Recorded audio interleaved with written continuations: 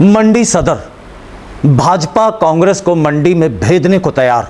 भाजपाइयों में अपनी ही काबिलियत पर हो रही है अब चर्चा। क्या भाजपा को अपने किसी नेता पर भरोसा नहीं? मुख्यमंत्री का गृह जिला होने के बावजूद अगर इस बार भी कांग्रेस से लाकर किसी को टिकट देना पड़े तो फिर अपने 5 साल के विकास को लेकर और सबके साथ को लेकर सरकार क्या जवाब देगी, ये बेहद बड़ा सवाल है। मंडी विधानसभा का अगला भाजपा चेहरा क्या कोई बागी या बगावती कांग्रेसी होगा?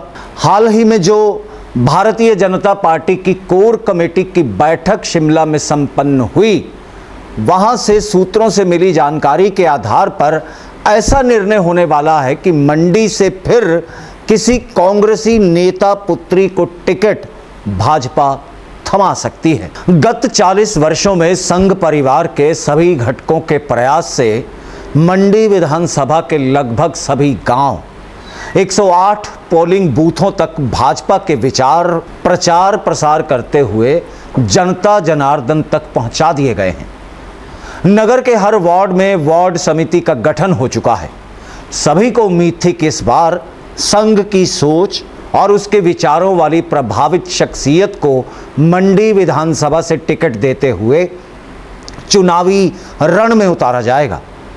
मंडी क्षेत्र में पार्टी के लिए कई वर्षों से समर्पित भाव से काम कर रहे कार्यकर्ताओं की एक लंबी सूची है।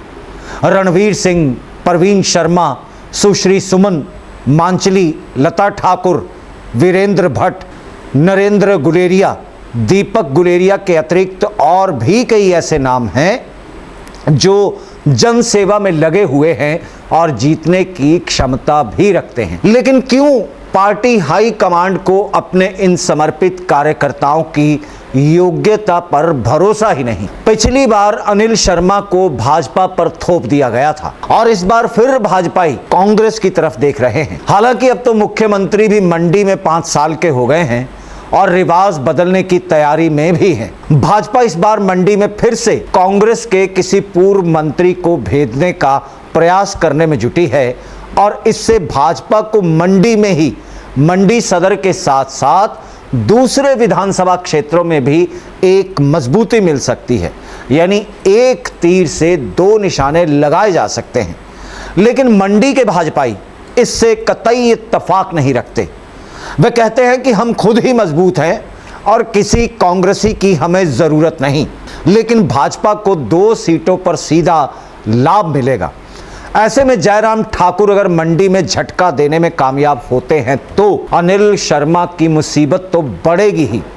इसी के साथ दूसरे कांग्रेसी नेताओं को भी बेहद मुश्किल होगी और ऐसे में निगाहें पूर्व मंत्री ठाकुर कौल सिंह पर होंगी कि वो इस डैमेज को कांग्रेस के लिए कैसे कंट्रोल करते हैं।